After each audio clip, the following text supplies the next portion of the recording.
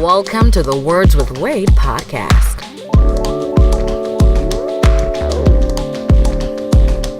Founder of Uncut Media Group, a hip-hop blogger with over 10 years experience, editor-in-chief of UncutMagazine.net, he's Wade Blogs.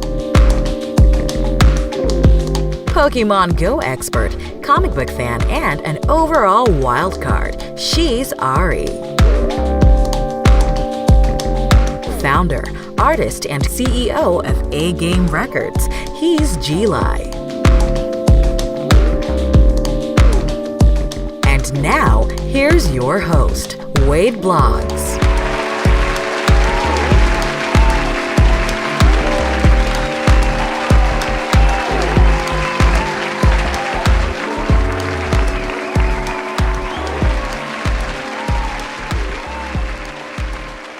What up, what up, what up?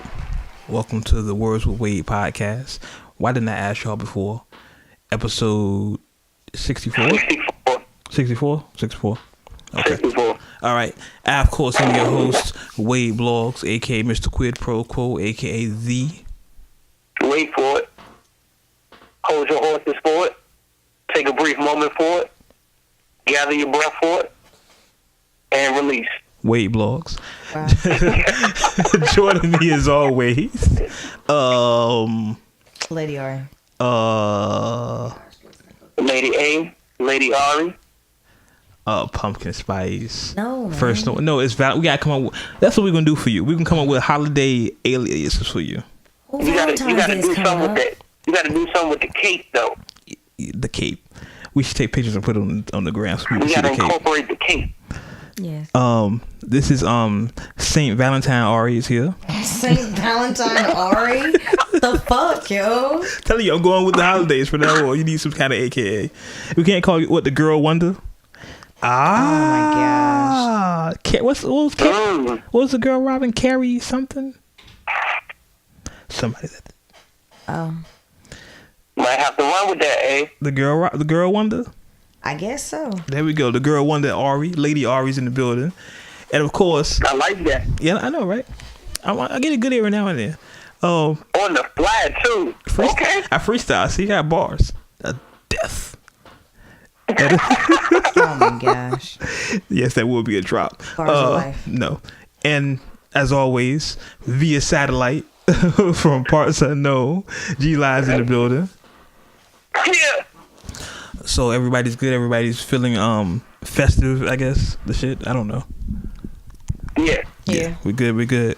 How y'all feel out there? Everybody's good. Get some energy up. Nah, been a good week. Chilling. Okay. All right. Well, let's get right into it. The first thing we want to cover here on the rundown. Rundown. The rundown. The Grammys happened earlier this week, and if you're a long listener to the podcast, you know we always try to give our predictions of the Grammy Award winners before the show happens, and we like to revisit them to see how right we were or how right I was, because I'm always right. One thing we did want to discuss, and let's just go over some of these. Well, I can go through all of them because we don't care about all of them. But some of these winners in the Grammy Awards, some guy won a bunch of Grammys. I don't know who that guy was. Bruno Mars. I did, whatever.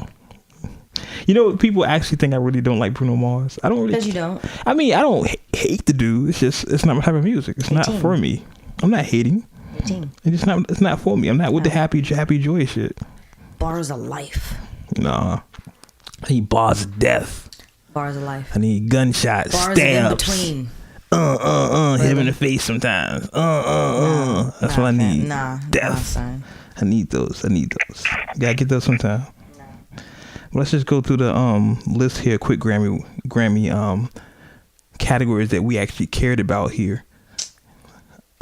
What you for? You better mention Bruno. I don't even know who you're talking about right now. Alright, so. Let's see. Bruno had a clean sweep. I don't even know who that is right now. What are you talking about? Okay. Bruno proved he got balls of death. I know Kendrick won. K. Dot. King Kendrick. Duckworth. I don't know. Kendrick did win for best rap performance. What else did he win? My guy K-Dot. I'm actually going to, and I'll tell you guys here. He also won for best rap song performance. He won for Loyalty with Rihanna.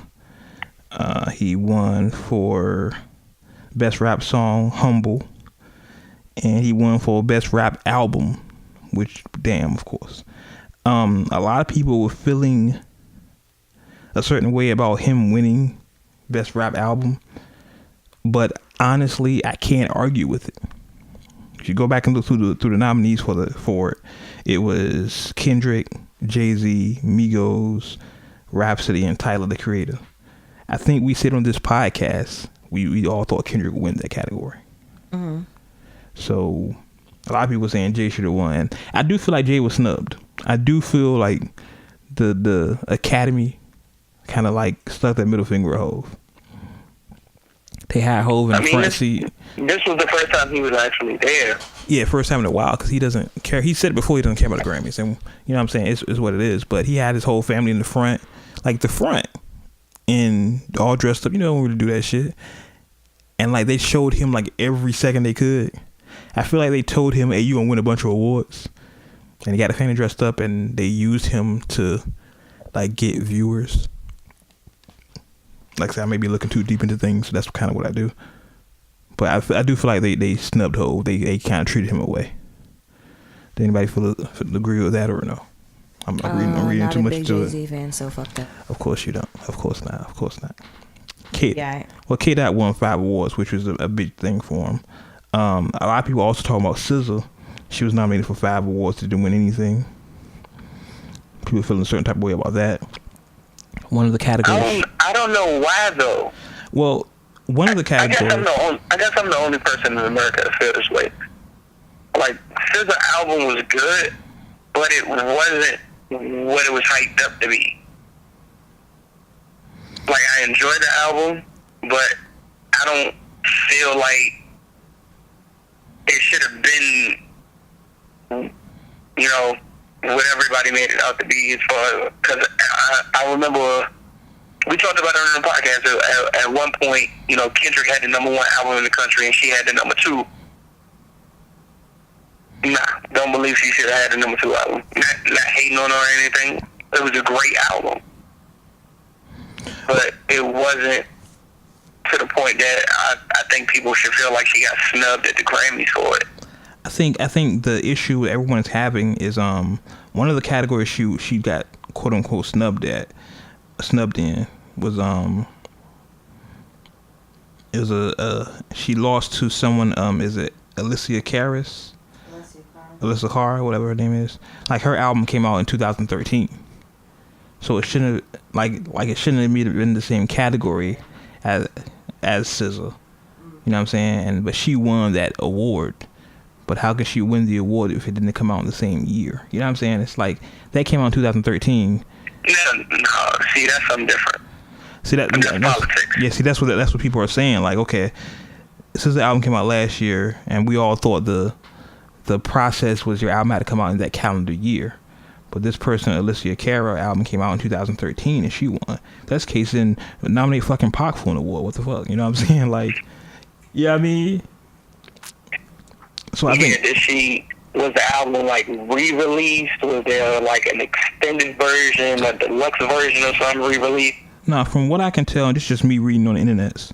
Okay. The album just came out like late 2013. There was no re-release or nothing. I guess the single just started picking up like in 2015, but that's not a good thing. If your album comes out in this 2013, then your single pickups in 2015, then that's kind of fucked up. I mean, that just means, my opinion, you a new up and coming artist and you finally gaining traction. So that's good for you, but boundaries. I mean, bruh. What? Yeah. G, I don't know the hell. I don't know what the hell you just said. Check your satellite connection there. I'm sorry, I couldn't hear. We couldn't hear you. Shit. We couldn't hear anything you just said, fam. Ain't this up? Can you hear me now? I can hear you now. You're clear now. Can you hear me now? Good. Yo, Boost Mobile. Alright, I jumped from that Verizon connection over to the Sprint connection. I got you. I follow. Nah, I was just saying that, like, you know, if her album dropped, you know, a couple years back, what you said, 2013? Yeah. Yeah, so, and it just started gaining traction now. That's, you know, great for her. She's an up-and-coming artist. That's wonderful. But as far as the parameters and everything that is set for the criteria of the award ceremony, she shouldn't have been considered at all. Exactly. Like, I don't care when your album started gaining traction. We going off when your album dropped. Exactly, and I think that's what a lot of people are saying. Like, she shouldn't have been considered. She shouldn't have been nominated because she wasn't in the calendar year. Now, I know some of the other categories SZA was in. She went against Bruno Mars, and of course, we know he swept up. So I can't fault. He got bars of death, yo. He got bars of death. I don't know about all that. Got bars in between. Yeah, bars in between. And then one category. I'm gonna touch on the elephant in the room. Okay. Not in that regard, but Pause. Go ahead. Yo, son. But, yo. yeah, I think that might have been a pause moment. Yeah, it was pause. Yeah. I find it very ironic that out of all the projects that Bruno has put out, and all of the projects he put out have been phenomenal, this year he sweeps like every category that he's in. Finally, he never won a Grammy. He never won any awards, to my knowledge, until now. And like, he had to do a remix with Cardi B. Yeah, and this just announced, sidebar, him and Cardi are going on tour, so that should be interesting. Yeah, I mean, I know what people are already going to say. Well, you know, the awards and everything, they judged them and voted on them prior to him even putting that single out and this and third. I understand all of that, but again, this is politics. Yeah, it's politics. It's definitely like I say, even the quote unquote Jay-Z snub, the Jay-Z move was a political move. I think that was a lot to do with some behind the scenes things, because if you remember, and they didn't show this, it didn't televise it, but you can watch it on YouTube or whatever. Jay-Z won an award the day before, the Lifetime, like the Icon Award. He won that award. The award ceremony that goes on before, they never really air that. They just talk about it in articles. Yeah, that was the day before. They should have showed that. I think, and this is just not me showing Jay-Z favoritism. I think that anyone that wins that type of award, it should be televised, because a lot of people are not going to go to YouTube and watch that. You know what I'm saying? I don't care if it was Eric Clapton or who the fuck ever. I'm just throwing out names. If you win an Icon, I don't know. I just saw it on the thing. I read it. If you win an Iconic award, Ari gonna win it next year. Really? For saving hoes out here. Yes. You on the right track. I done seen your pictures. I done seen your pictures on Instagram. I done seen your pictures on Facebook. Seen the cuff. Oh my gosh. Oh, shut the hell up. But I think congrats and quick shout out to you. I think if you're going to win an award such as that, an iconic award, no pun intended, it should be televised. And that's just whoever wins it. It could be Quincy Jones, whoever. That's a big deal. So you should show that to everybody. Just in my opinion. Exactly. But I do think there was some politics involved with that. Of course. And we all know about Drake. He wasn't nominated for any award because he didn't submit the More Life playlist, double CD, whatever, for consideration.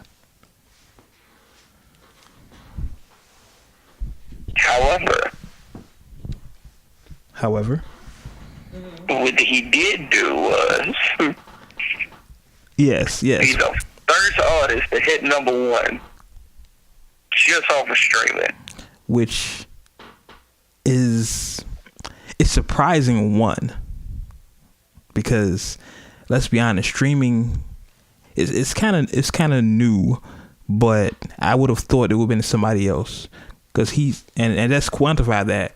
It's streaming only. Like, there are no physical copies of his EP he released that we played last week. Sorry for our YouTube viewership, y'all couldn't hear it. YouTube cuts that off. Scary Hours, a 2 EP release. He is the first artist, like G said, to be #1 on Billboard without any physical copies out. That's going to be the wave. I'm telling you right now, that's going to be the wave. Physical copies are going extinct. Just saying. And I don't think I'm jumping out on a ledge to say that. I think that's like common knowledge. Like in 10, 20 years, no physical copies. I'm just saying. But I did talk about that. Like, More Life is considered a double CD to me. I mean, that's the quote unquote rapper, great rapper, like Rule 5 in the Great Rapper Handbook. You got to release a double CD. You know, Pac did it, Big did it, Jay did it, Nas did it, Drake did it. Who else had a double CD?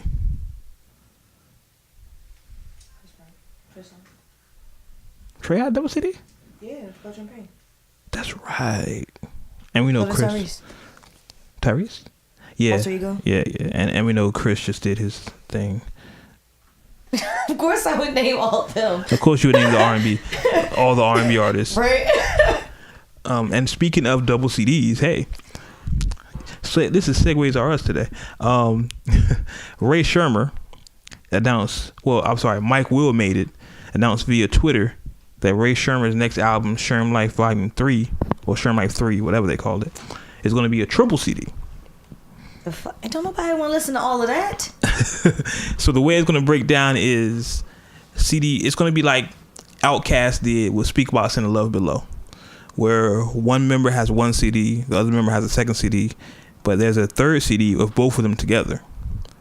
Now, I've said before on this podcast, I may be a little too 90s for Rae Sremmurd, but hey, the kids like it. I think it's interesting though. I also think this is as a result of Chris Brown releasing 800 songs. I think this is the way people are going to get around the system. You know what I'm saying? Forget those streaming numbers up. Like, you listen to their whole album, and let's just say their album has 45, 50 songs. Chris did 45 songs in 2 albums. So let's say that album has 50 songs. Their streaming numbers are going to reflect that, because people are listening to more Rae Sremmurd. And they're going to make some good songs. I mean, even I know that. They're going to have some nice songs. So I'm saying that to say watch that wave. I think you're going to start seeing more people releasing more material. You know how like back when we were younger, like CDs were like 10 songs and you were happy with 10 songs. Mm-hmm. Now it's going to be like CDs are 50 songs and you're like, okay, I'm good now. It better not be like that. I think that's the wave. I think that's going to start happening. I don't like it. I think, because look at More Life. That was a playlist, but it was really a double CD. Chris and now Rae Sremmurd. I think this is the way they're getting around the system.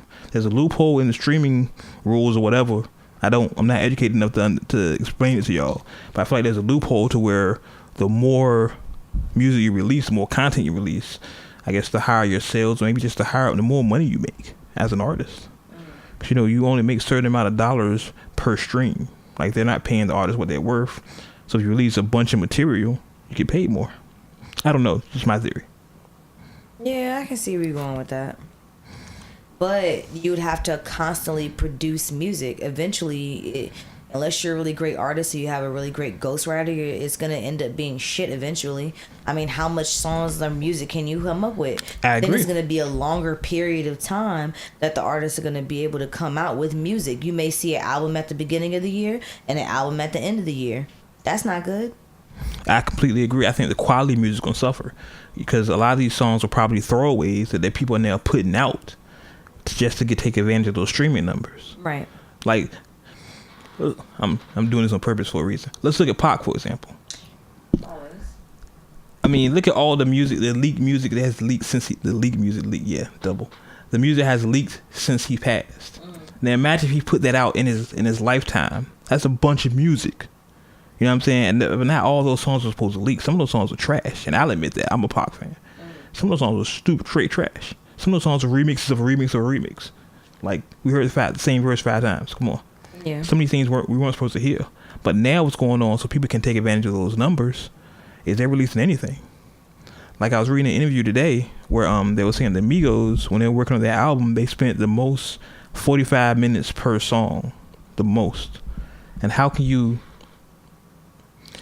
craft something like that in just 45? You just spending 45 minutes on it. Like, to contrary, Nas said it took him 4 years to make Illmatic. It took him 4 years to make 10 songs. But Illmatic is held as one of the greatest albums of all time. And while I understand Migos is hot right now, but it's formulaic. It's like, let's do this, this, and this every song. You know what I'm saying? And I don't think that's going to work for the culture. Just me. I'm just me saying. It's just me. And the album kind of reflects that. The album sounds the exact same. Like, I listen to Culture too. I'm not a big Migos fan. I'll say it off top. But I listen to the album, but the album kind of sounds the exact same. You know what I'm saying? It's not cinematic. It's not telling the story. It's like, we made a song. We have a formula. We're sticking with it. Let's go. You like it. We love it. Let's go. I like the art direction of Migos. I definitely like the whole Culture 2 art direction, but it just feels like it feels real formulaic. Like, this is what you know who Migos for, so this is what we can give you. I don't know. That's just me. I don't think Kendrick does that. We just spoke about the Grammys. Kendrick won a bunch of Grammys. I don't think he said, "Oh, let me spend 45 minutes a song." Boom. But you know what I'm saying? But everybody's different, and I think they're two different lanes. But I think if your goal is to be impactful or to be legendary in this game, I don't think that Migos' goal. No, I think their goal is to make as much money as they can. And once again, I'm not a Migos fan. They're on the right track though. They already hit the audience. Yeah, I mean, they got their target audience, but I just think even with their target audience, that sound's gonna get fickle. Like, after a while, you're doing the same exact cadence, the same exact. You know what I'm saying? You're still in that same pocket. People gonna get tired of that shit eventually. I don't know. It's just me. Just talking. But speaking of Kendrick, these segues are awesome. The Black Panther soundtrack was released. Well, he leaked it on his Twitter, the track list and the cover. The cover is super dope, by the way. Basically, T'Challa's chest. Pause. That sounded real homo. And the track list. Let's go over some of these tracks. Do you have the track list pulled up there? Mm-hmm. Go over the track list for us, please, if you could. Black Panther by Kendrick Lamar. All the Stars by Kendrick Lamar and SZA. X, Schoolboy Q, 2 Chainz, Saudi. We'll go with that. Okay, we'll go with that. The Ways, Khalid and Sway Lee. Right, got that. Ops. I'm so wait a second. I wasn't ready. Okay.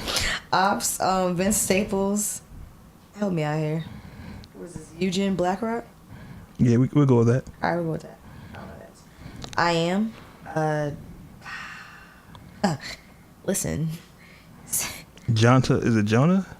Joria Smith? Yeah, we go with that. Or is it like... Never mind. We'll go with that, yeah. Yeah, whatever. Paramedic. What's up with these names? SOB and RBE, that's what we go with. Okay. There we go. We're just going to spell it out. There you go. Bloody Waters, Absol, Anderson, Paak, James Blake. That sounds like a dope song. King's Dead. That sounds like a dope title, period. If you think about who Black Panther Mythos and King's Dead, I think that, you know what I mean? That's J-Rock, Kendrick Lamar, Future, James Blake. Sounds dope. Redemption Interlude. Sorry, my bad. You good. You guys. Y'all gonna clown me. Shut your asses up. Redemption. Zachary. Don't you make me do this. Yeah, Babes Wumundo. Okay. Yeah, that's what I said. Wodumo? Yep. Alright. Seasons. Mozzie. Town Business. He from the Bay. Yo, yeah, him. Reason? Yeah, and Reason. Yeah, him. Yeah. And then there's a third one. Yeah. Big Shot, K-Dot, Travis Scott, Pray For Me, The Weeknd and K-Dot. And speaking of which, the song "Pray For Me," they just, as you're listening to this, Uncut Nation, the video for just dropped for that. So go to Uncut Magazine and see that video. Shameless plug. That should be a drop too. Shameless plug. Because I do that every show.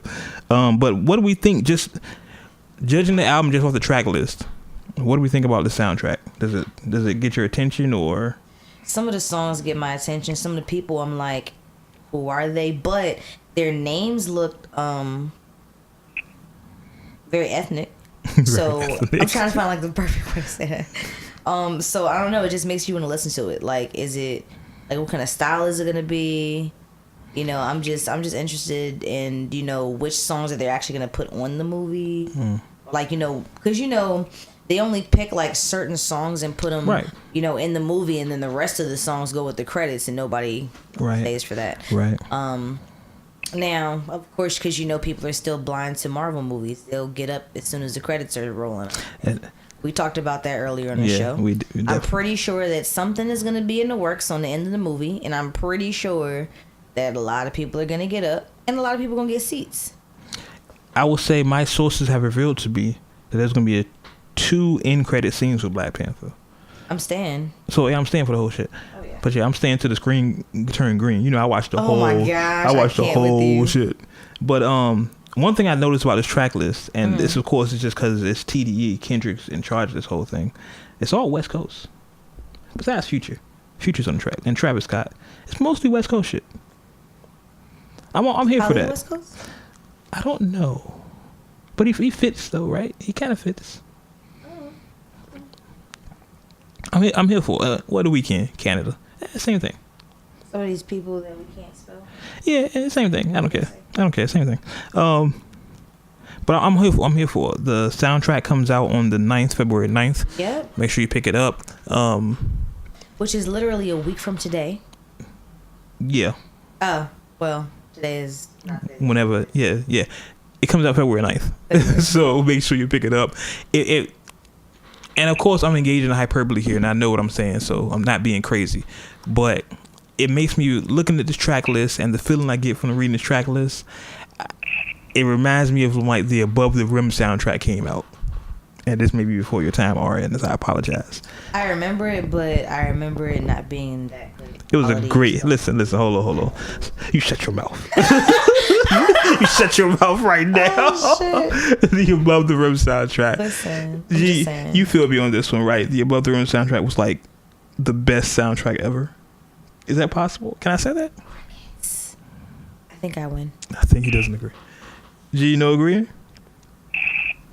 Wow. You thinking about it? He's like, I hear him like,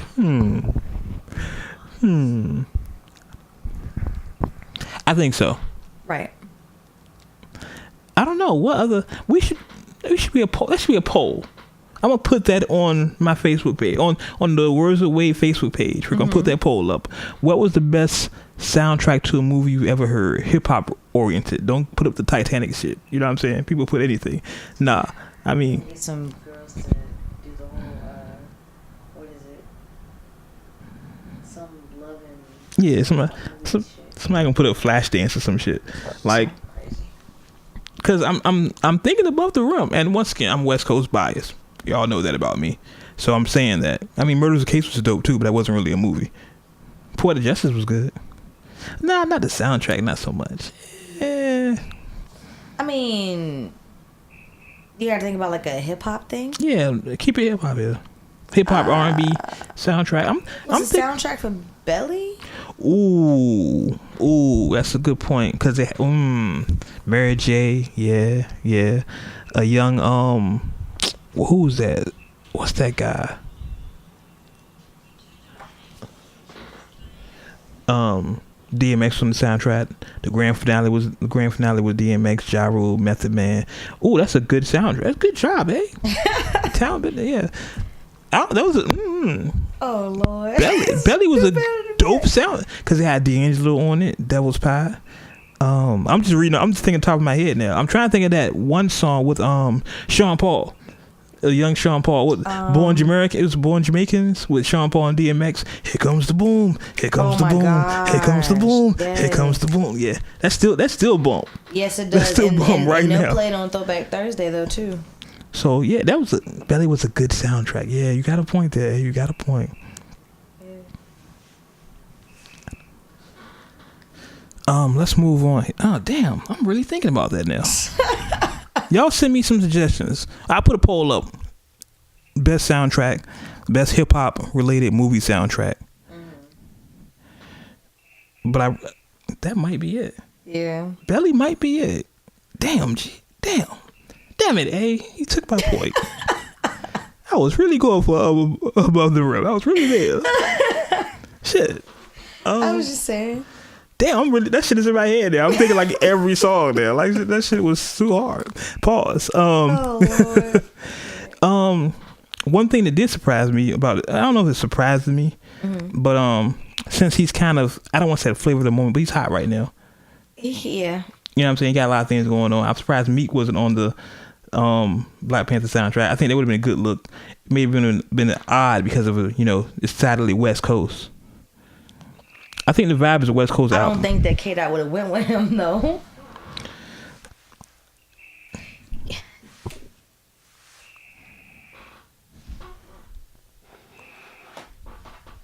It's a decidedly West Coast album. Bruh. I can't even tell y'all what we laughing at right now. Bruh.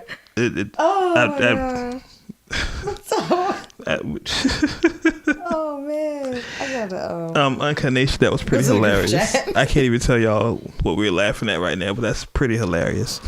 Well, the reason I bring up Meek, and I'm working on my segues here. It recently was released that during Meek's trial that we talked about extensively in this podcast, the court clerk, which was just really dirty. Like she slipped him a note, asked him to pay for her son's tuition in college. For school, let's say school. The article says school, and I'm reading this via XXL. Shout out to XXL. Court officials said court clerk Wanda, there we go, crossed the line when she wrote a note asking Meek for money to pay for her son's college tuition. Unfortunately, with my bad credit, I'm able to secure a loan or co-sign for my son. She wrote, anything you can do would be very appreciated.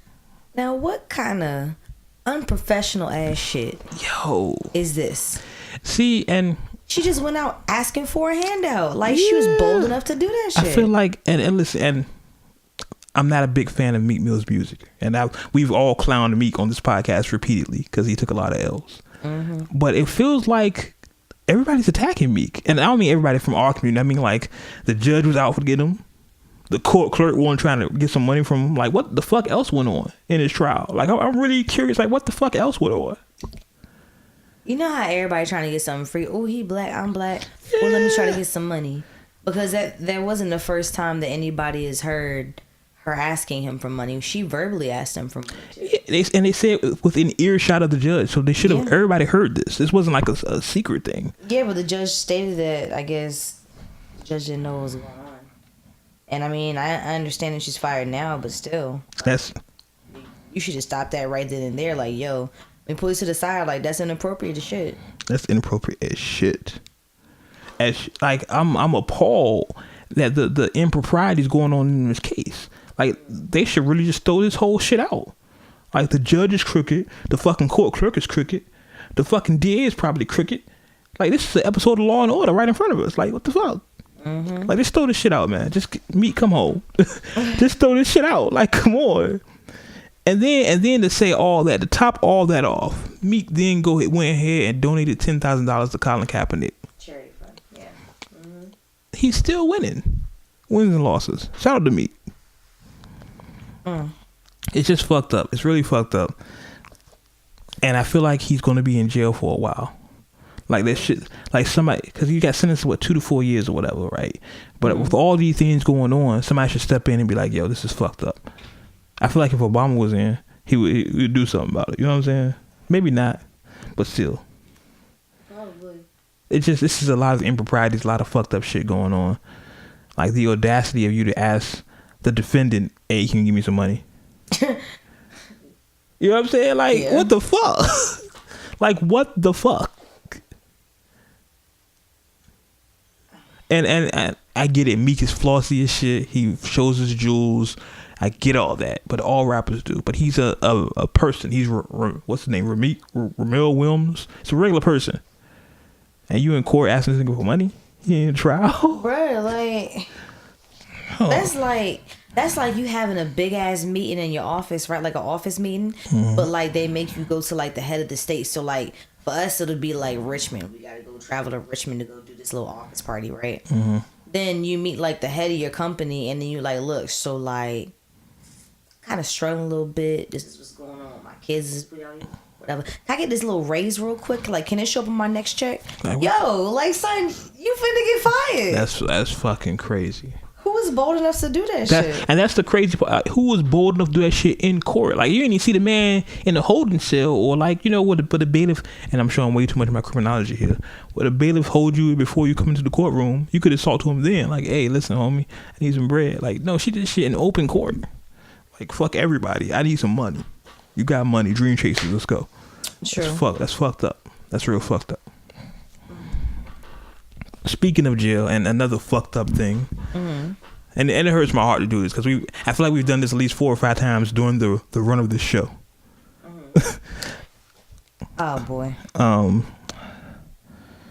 DMX reportedly had failed a drug test during his probation.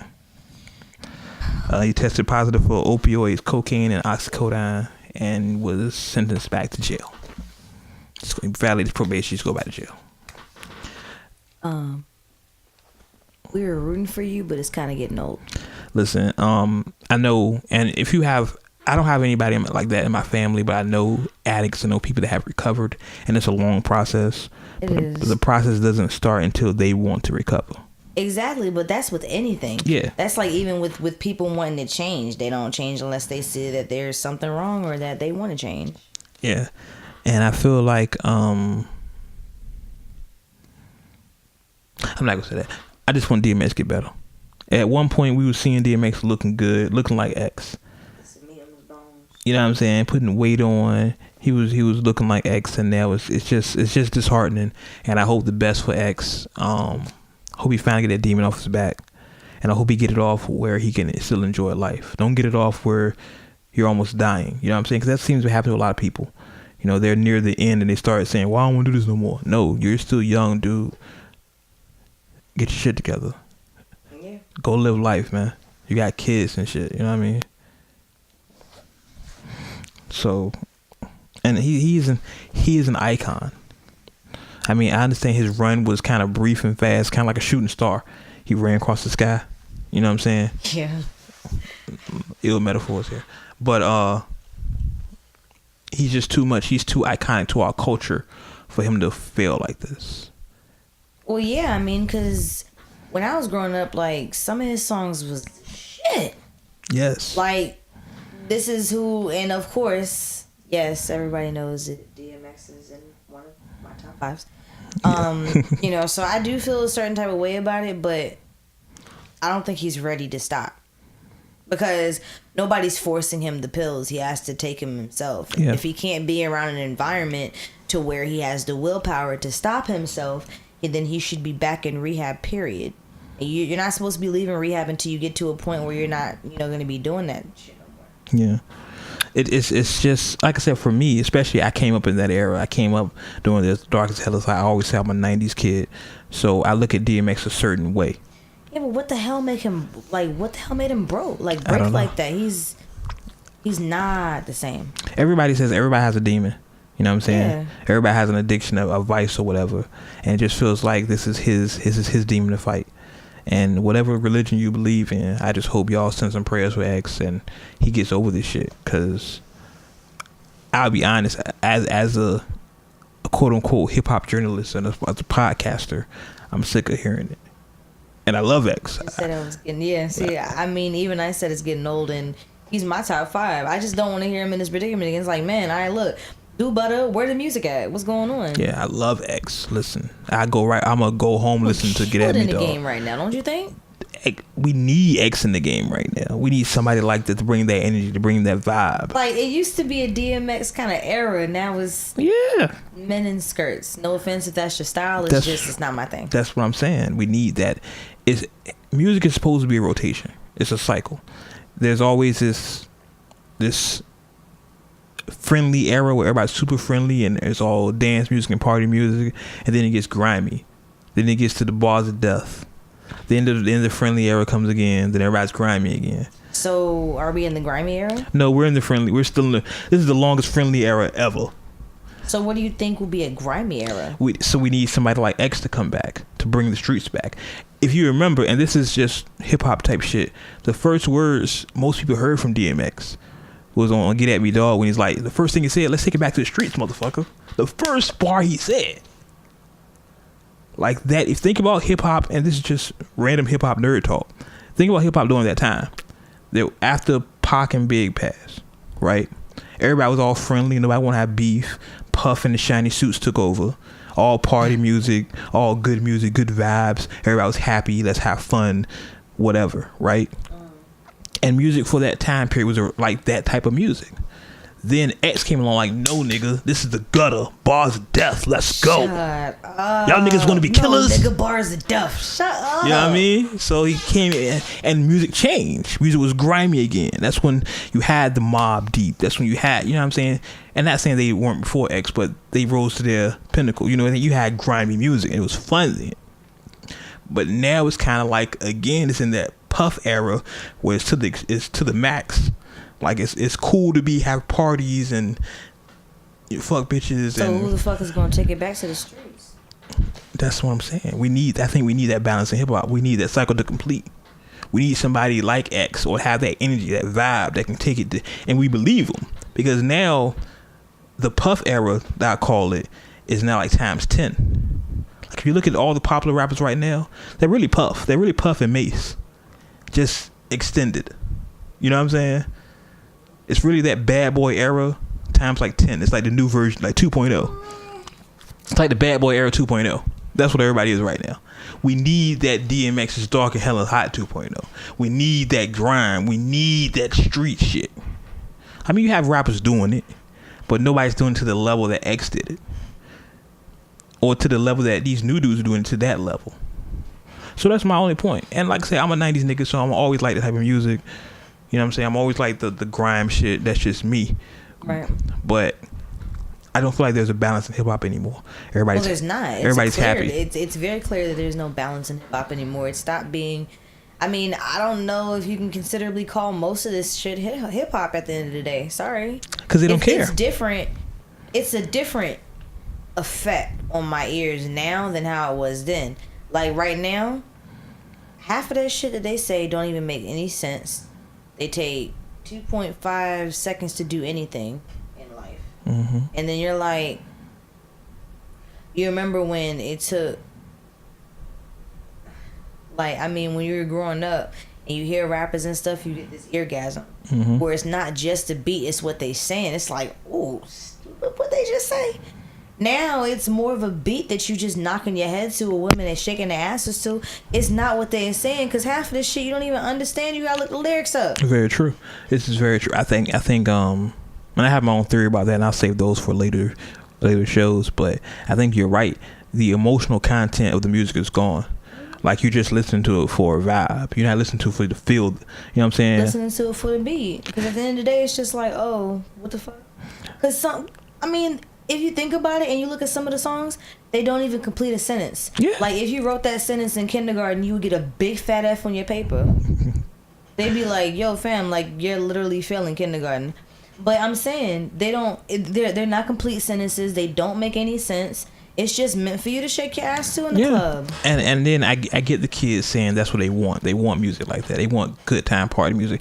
And I'm fine with you wanting that. We had that too. And I say we as I mean like 90s era people. But we also had the emotion. We also had the dear mamas. But it's more real. Yeah. It's more about your life. And nowadays, okay, put it to you like this. There's a song that Usher has, right? Where he's like, basically, instead of paying my rent, I'm going to party all night. Bruh. That's What kind of wild. shit is your priorities at? I mean, that's But wild. this is what people are doing now.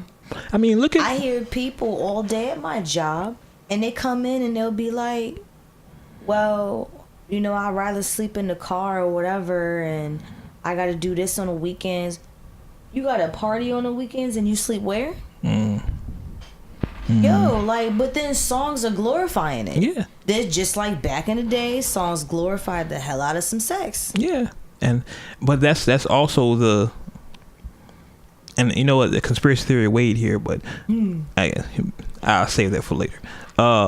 It's funny the cycle how life is looking now. Like, music glorifies drugs, misogyny, which is always kind of drug. It's always did that, but it's to the extent where people. It's been said before. People are not drug dealers; they're drug users now. You know, if you look at the music from my era, it's people selling dope or selling crack or trying to get out of the situation, trying to get out of the system.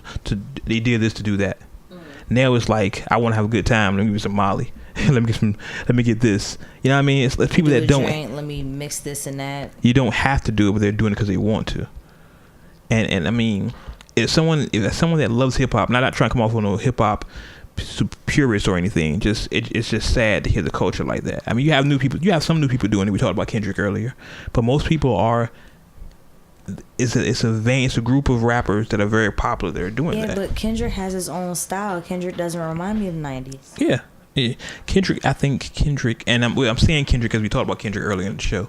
We have that J. Cole. You have other people in that same vein, that same genre that are doing like meaningful hip hop. You're right. We need somebody grimy back first before. I mean, now, like I said, they're hot, but had somebody brought that shit back to the streets before they came out, they would be even hotter, in my opinion. Yeah. Like, I can definitely understand where you're coming from, but we kind of need that like now to appreciate everybody's style of hip hop, because it's not to say that they're not hip hop. It's just that they're not hip hop to the way that I'm used to hip hop being. There's always been a balance in hip hop, even before, like I said, the whole Puff era and the grime era. There was the whole Black Pride era and the Party era. You know, there was the whole, we hate women, but, Dear Mama, or, you know what I'm saying, Tupac cares as nobody else cares. It was a balance to it.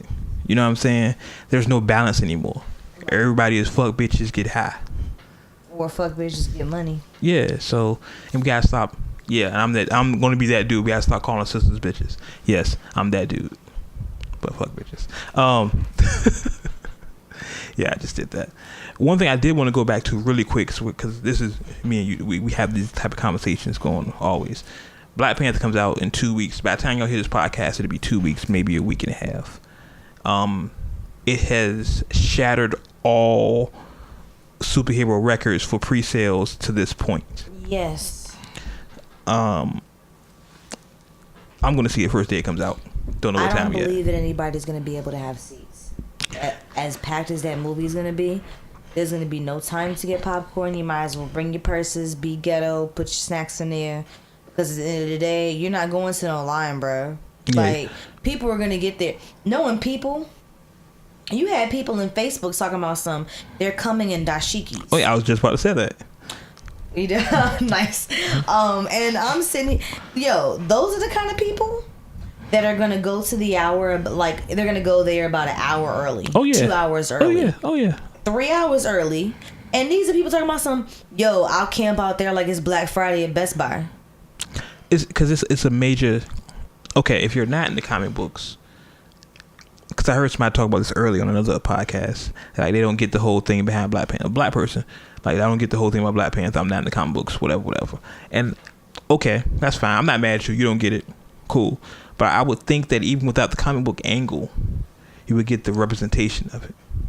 Black people can be superheroes too. You know what I'm saying? We can be kings. We can be more than showing slave movies. You know what I'm saying? You get tired of seeing that. And I know I sound like a broken record. It's going to be monumental for little boys to see. It's affecting my daughter now. My daughter, I love my kids. My oldest daughter, she has a thing where she thinks dad knows everything. So she'll ask me random questions about stuff, and I don't even know what the fuck she's talking about. But I have to kind of want to keep that shit. Yeah, I want to keep her expectation that dad knows everything. So I start explaining to her while trying to figure it out myself. You know what I'm saying? But it's cool for her to ask me questions about Black Panther and questions about Africa and Wakanda. Even though this is a mythical place, it's made up, but I see the light in her eyes when she talks about it. Because I see her... Like hope. Yeah, like we're more than... You know what I'm saying? Because really Wakanda is... I've said before on this podcast, I think one reason we gravitate towards Wakanda and Black Panther, because we feel like that could have been us. Like if the whole myth about Wakanda, if you're not comic books fans, is that it was never invaded, never taken over. Like, you know what I'm saying? The white people, they tried, but they never succeeded. So basically something that we can relate to. Yeah, like when we bring it back with hip hop all the time. Yeah, we can. I think everyone's saying that, hey, if there was never any slavery, that could be us. That should be us. And I think a lot of people see that. And I think my daughter sees that too. Like I see her eyes when she looks at it, and I'm pregnant to it, and it's dope. I'm telling you, there's not going to be anywhere for you to sit. Like the people that I believe, because you know that the movie theater only sits this many people, right. that many people. You're right. You already know that the showing of movies in the beginning, they're going to have a line with a rope. Yeah, it's going to be serious. It's going to be really serious. Black people cutting up. Because it's gonna be, we could only have these 200 people in the theater or whatever, and it's gonna get rough because people that pay for the tickets are gonna have to see a later show. Mm-hmm. And then once that last show is there, you're gonna have to tell people that they have to come the next day. Like it's gonna be hectic. It's gonna be really serious. I just hope we can condone ourselves. You know what I mean? I don't want it to be any. I don't want that. And I'm not trying to speak ill of us. You know, I'm not either, but I love I'm just Black saying, people. Y'all still do the same shit, so it's hard to not account for the shit y'all doing. I just hope this is one of those occasions where we can get along. Not even. I want it to be a pivotal moment. Like we look back in this and like, yo, that changed something. I know. I'm hoping. There's always that one nigga. I'm hoping. You know what I'm saying? But I hope we look back on this moment 20 years, 10 years from now, like, yo, that moment changed something. That was special. We're living history. That was special. High hopes. I know. But still, I'm just saying. I believe in my people to a fault. And I'm hoping, I want to see people come in dashikis. I want to see people come and cosplay as T'Challa. I want to see those things. I want to see that. I think it'd be super dope. Maybe the comic book fan in me says that, but I think it'd be super dope. I'm looking forward to see it. I'm taking my kids to see it. I'm going to see it Thursday, Friday, Saturday, and probably Sunday as well. Yes, I'm going to see it like the entire weekend. I'm not lying. Okay. So I'm for it. Then isn't the WordsWithWade supposed to be doing that too? We'll do that. We'll figure it out. It's just going to be a big giant group of people. Yeah, it's going to be a gang of people. It's going to be a gang of people. So yeah, we'll definitely figure that out. And speaking of Black Panthers, the son of a Black Panther, and we kind of talked about him the entire podcast, and I kind of do this because he's like the greatest rapper ever. Sorry, not sorry. Isn't that what you said? Sorry, not sorry. Really? Yeah. Pac, Machiavelli, and full disclaimer, I am a Pac fan. Y'all know where I come from. MIT, the Machiavelli Institute of Technology. I'm a Machiavelliist. It's my religion. I worship the patron saint Machiavelli, the patron saint of all thugs. So full disclaimer, I am biased. A lot of people can't admit when they're biased. So I'm being biased here. I'm telling you off top, I'm biased. So take everything else I say after this statement as me being a Pac fan. Totally admit it. Up front with it. Okay. With that being said, Vlad TV, and everyone knows Vlad, of course. Sidebar, I almost worked for Vlad TV a long time ago. Anyway, it is a funny story. But Vlad did an interview with and let me get this chick name right, because I don't want to. Let me stop calling her chick. Let me get this sister. Let me get her information correct, 'cause I don't want to disrespect her at this point. So I think that's been enough of that. Because I've seen other people's videos talking crazy about her. Ayanna? How you pronounce this, bro? I just literally said. Ayanna Jackson. I think her name is. How do you pronounce her name? Ayanna Jackson. All right, Ayanna Jackson. Ayanna Jackson, for those who are not familiar, not initiated, was the female who, back in '92, accused Pac of rape, and Pac subsequently went to jail for her rape. She did an interview, her first, as far as I know, her first public interview detailing the events of the rape. This is on YouTube. You can go check it out. There's a bunch. It's like a 2-part interview where she's giving vivid details of the night where she met Pac and the night where the alleged rape happened. That she said did indeed. Well, I'm actually going to play a clip from that interview this moment, so bear with me here. I need the USB cord, right? Anyway, let's get it in. This is Ayanna Jackson talking about the alleged, air quotes, incident. Miss Jackson. And had sex with Tupac that night while I was on top of him. Then he got up and he left. Then there was Jack, and then, and then it followed after that. Okay, so you had sex with Tupac with all the other guys in the room? Yes, first? I was on top of him, yes. Okay, and the other guys were, just touching you while you guys were having sex? Yes, correct. Mm-hmm. So then Tupac walked out of the room. Right. And then you had sex with... No, I didn't have sex with them. Okay. And that particular night, I didn't have sex with him. I want to make that very much clear. You know what I mean? I didn't have sex with Tupac that night, and I didn't have sex with them that night. I was raped. Okay, so that's the clip, and like I said, you can view the whole interview, 2-part interview on YouTube, Vlad TV, Vlad, whatever. Shout outs. Okay, once again, I am biased, and I also love my people, so I'm not going to say a lot of things. But what I'm going to say here is, if you look at that interview, you can tell the interview was edited. You can tell that. But in the beginning of the interview, the clip, she says, I had sex with Tupac that night. She says that. Vlad, the voice you heard was Vlad asking her, so you had sex with Tupac that night? And she replies, yes, I had sex with Tupac, and they were in the room watching us. Then 25 seconds later, I did not have sex with Tupac that night. Exactly. Let me be clear. I didn't have sex with Tupac that night. She says this. Me being me, and I'm trying not to be biased here, but I can't. Questions I have. Okay, 1. Why now? 25 years after this incident happened, 20 years after the death of Machiavelli, 22 years, I believe. Why are you talking about this now? What are you selling now? You know what I'm saying? I feel like there's a rollout. She got something coming. You know what I'm saying? This is a part of her publicity to get some attention. That's how I feel. Yeah, I can see it there. Hold on, before I continue, Ari, how do you feel about it? You heard the clip. How do you feel about that? You're a woman. Give us the woman perspective. She's a piece of shit. I can't say that. I can. Okay. She is. I mean, how? Okay. So for one, she's lying.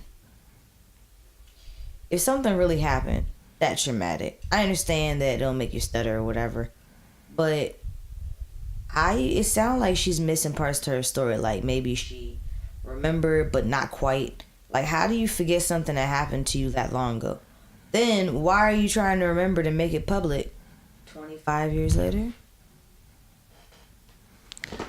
What's the point in that? I feel like 25 years later at this point, she should have her story down pat. That's my thing. And once again, looking at the video, if you're video savvy, you can tell there was points of the video being edited. So I don't know if that's Vlad edited the video to make it look juicier, because we know he does shit like that. Or it's just her fucking up. But I don't understand the point of the interview in the first place. It's 25 years later. Unless you're responding to, and a lot of people say she was responding to the movie All Eyes on Me, because she was depicted in the movie because she gave Pac head on a dance floor, and she said, no, I didn't give him head. I just kissed it. Sure. Whatever. Pac's Pac. And she's not an ugly chick. Listen, let me be clear. She's not an unattractive sister. She's an attractive sister. And I can imagine 25 years ago she was probably super, super cute. But that's besides the point. It's just, it's sad that we're just besmirching this man 25 years later. Right. Might leave the man alone.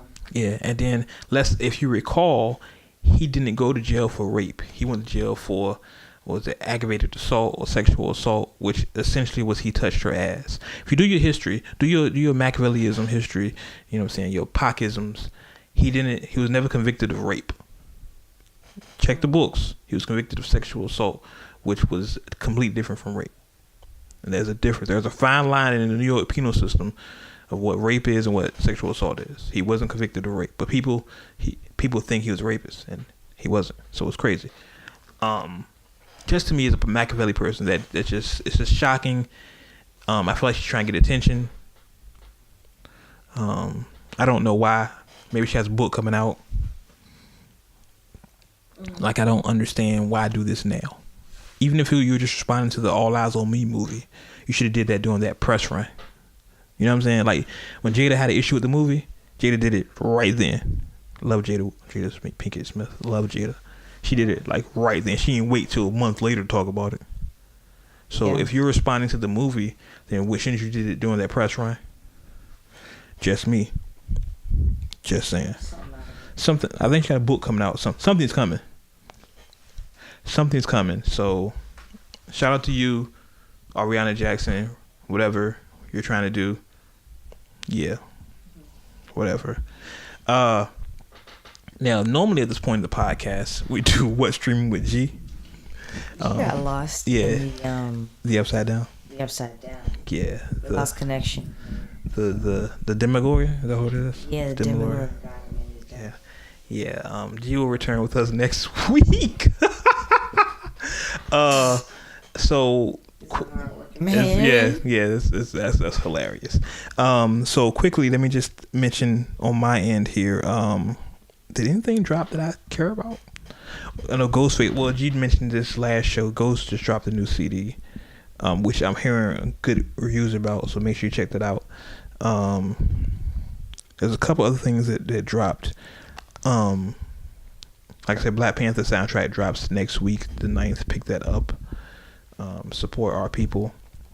And I'm seeing a lot of you, quote unquote, woke black people dissing Black Panther. Stop. Just let's have a moment. You know what I'm saying? I posted on my Facebook, like, I see more and more black people talking bad about Black Panther now than white people. It's really odd. Yeah, I can believe it though. It's really odd. I think people that don't know enough about the comic book character are miscorrelating him with the actual Black Panthers. Because people using the analogy like if there was a movie about the KKK, but the Black Panther comic book character has nothing to do with the Black Panther Party. But I don't think people are making that distinction. And I think that's where all the hate is coming from. Just me personally. I don't know. Don't care. I'm going to see it anyway. And then I'm a son of a Black Panther. So I'm going to see it anyway from Oakland. Yeah. Right. I'm going to see it. Don't bootleg Black Panther, by the way. So what's quickly becoming a very popular segment on this show, on the broadcast, is Ari's Song of the Week. We need a drop for you. I need to push the button. Ari's Song of the Week. Dun, dun, dun, dun, dun, dun, dun. So what do you have for us today, Ari? So this artist, her name is now it's either Samaria or Samaria, and I couldn't find out how to say it. So shout out to you, whichever way it's said. Yeah. So this song I've been listening to all week, and if you follow me on social media, probably not. So. What? Then you would notice that I did quote some lyrics from the song this week on my picture. I noticed that earlier. Yeah, I bet you did. And for our YouTube viewership, I apologize. YouTube has a thing where they cut the sound out of the song, so you can't hear the song. But the link will be in the description. So if you want to hear the song in its entirety, just click on the link. Yep. Okay, all right. And this is Samaria. What's the title of the song? Right Now. Right Now. Do we have a project on that album? What album is that from? Let me see here. While Ari's doing that, make sure you check out uncutmagazine.net, Urban News in its rawest form. Shameless plug. Don't forget to check out our YouTube page, our new YouTube page with visuals that are be exclusive there. Words with Wade podcast on YouTube. Okay, that's fine. Let's go ahead and hit it. For the good one. Say, yeah, no, don't say nothing. That's fine. Go ahead and let it run. All right.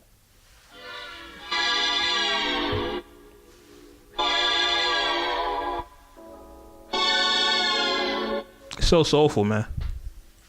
Met him in the West Side. Poppy told me he committed to the game, but he can make time. Saw something in the light-skinned girl with the sad eyes. He read me my life story through a symphony. Never knew what love was till he sang to me. Poetry, real definition of togetherness. Fucked around and fell in some forever shit. He said, "Mommy, I wanna run away with you. I wanna make your dreams come true. Be the one I answer to. Is it something that you're down to do?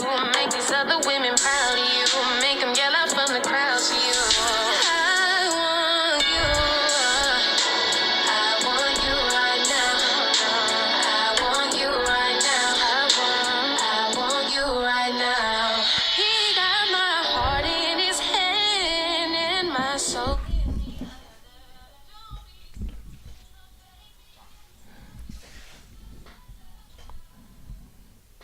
And that was Samaria with Right Now. Here on the Quiet Storm FM. I am your host, DJ Ease. Anyway, but yeah, definitely that link will be in the description below. Anything else we want before we get out of here? Now we made Great time. G will be back next week from the Upside Down, we think. Maybe if we find him, yeah. let you know. I'm looking for the Demogorgon and all that stuff.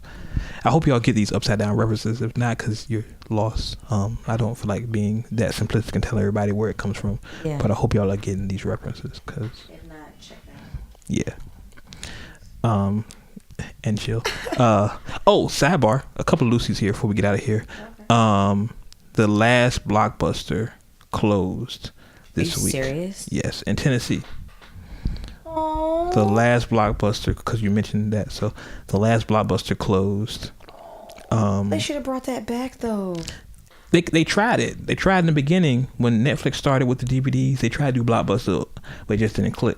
They were late to the party, and fucked them up. So the last Blockbuster in America closed earlier this week. It was in Tennessee, some backwater town. That actually hurt my heart a little bit. Like, it's telling me that, like, it feels like you're telling me that somebody died or something. Like, it's like the last Blockbuster closed. And, well, yeah. Well, they said they still have one in Alaska, but it's Alaska because they don't have like. I'm going to Alaska. They don't have like Netflix doesn't send out there, so it's. I'm going to Alaska to go to Blockbuster and be like, the last one, bitch. Yeah, most videos, so you can't find them. It's gonna be kind of historical, but like, it just makes me wonder, how do they get a paycheck if they only got one left as their franchise? I don't know. Mom and pop shop now. Probably might sell porn or something. That'll put them on the map. There you go. Quincy Jones did an interview with GQ. Great interview, but what people are remembering is he said he has 22 girlfriends. What? Yeah, Quincy Jones did an interview in GQ, and a part of the interview was saying he has 22 girlfriends, and all of them know about each other, and everyone's talking about that. Besides some of the great anecdotes in the interview, he is 84 years old. What? He's 84 years old. He has 22 girlfriends. What people are forgetting. So, you got a brother. Mm-hmm. Who has 22 girlfriends. Mm-hmm. So he the GOAT. I don't see a problem with it. So he's the GOAT. And he says all of them know about each other. He's the GOAT. I don't see a problem with it. And what people I are... don't see a problem with it, but it's kind of hard to accomplish. He's like the... what's his name? Say it. Go ahead and say it. You want to say what I'm thinking? Say it. Probably. I can't think of his name. Hugh Hefner? Yes. Exactly. He's like a ethnic Hugh Hefner. Exactly. And people are so upset about Quincy Jones having 22 girlfriends, but Hugh Hefner had 5,700 girlfriends for fucking 50 years, and nobody batted a fucking eye. Because, yep. Nobody said a damn thing. He fucking raised families in this fucking mansion. They all lived together. And nobody gave a shit. But that's how it is across black. Yeah, I mean, anyway. I know. I'm just saying. I just want y'all to be aware of that. Pictures and stuff. Just want y'all to be aware of it. And then on top of that, keep in mind that Quincy's 84 years old. It's not like he's fucking all of them. Let's keep it a buck. I mean, if he did, that's a lot of Viagra and a lot of money. 84 years old, y'all. Keep it a buck. Erykah Badu did an interview, and she took some flack over that because she said she could sympathize. She empathizes with Hitler. She said everybody has good in them, even Hitler. Which people are saying no, Hitler was a Nazi, the evilest thing ever. Here's my thing. I thought Nazis was a cutting point, right? We all hate Nazis, right? But y'all were just marching with them in Charlottesville months ago. So don't give me that we hate Nazi shit now when y'all were just marching with the motherfuckers in Charlottesville months ago. All right shit. Same shit. Leave Erykah Badu alone. Damn it. And I think that's it. Yeah, I got nothing. All right. So get about your social media. Let's get out of here. Pointless. Lady Ari Anderson. Lady Ari, one word. LADYARI. Not that hard. Anderson. SON. HON3Y _ DIPP3D. I just almost forgot. On Snapchat and Instagram. First one was Facebook, of course. You ain't getting my Twitter. And oh yeah, of course. Submit all types of music. All types of music Goes to what is it? WordsWithWade at Gmail. At gmail.com. That way I can go ahead and listen to your music. Don't send me trash. Don't send me drug titles, songs, and whatnot. It doesn't have to be R&B, jazz, whatever. I just kind of vibe to the music. You can send me rap. It's just what y'all been sending is not really hot. So send me music. Send me all types of music. You know, we just featured somebody last week, so that was dope. And, you know, I would love to feature some definitely new artists to try to get y'all on the map. We'll shout you out on the show as well as follow you on your social media, and you can follow us, of course. That's mine. All right, and make sure you follow Words with Wade on Instagram, Snapchat, Twitter, Facebook, all Words with Wade. Follow the new YouTube page, Words with Wade Podcast. Follow G at _G_LI. AGR.com. Is it AGR.com? Follow G. Sorry, G. Y'all can get mad. They get mad at me anyway because nobody else follows them, but they follow them. They don't follow me. And follow me, of course, everywhere. Like you always do. Stop hating. Stop hating. Follow me everywhere at the THE Wade Blogs. Everywhere, social media, Snapchat, Instagram, Twitter, Facebook, everywhere. It's the same username. Fucking Xbox, same thing. And of course, make sure you check out uncutmagazine.net. Urban News in its rawest form. Make sure you go to wordswithwade.com. The site is now up. It's not complete, but it's still up. It's active. You can go visit it. Yes. You be waiting to the show to be telling these. Cause I just be remembering. Yeah, like he could have put that shit in the group chat. I just be remembering shit. Y'all hear the disrespect? Y'all hear it? Such disrespect. You want to hear it? No. Moment of silence. Also, thewaveblogs.com. And I think that's it. Is that everything? Yep. All right. So, as always, you may agree with what we say. Mm-hmm. You may not agree with what we say. Mm-hmm. But one thing you can agree with. What's that? We keep it uncut. Uncut. Until next week, y'all. We'll catch you on the internet. Cheer. Thanks for listening to the Words with Wade podcast. Make sure you follow us online using the hashtag WordsWithWade.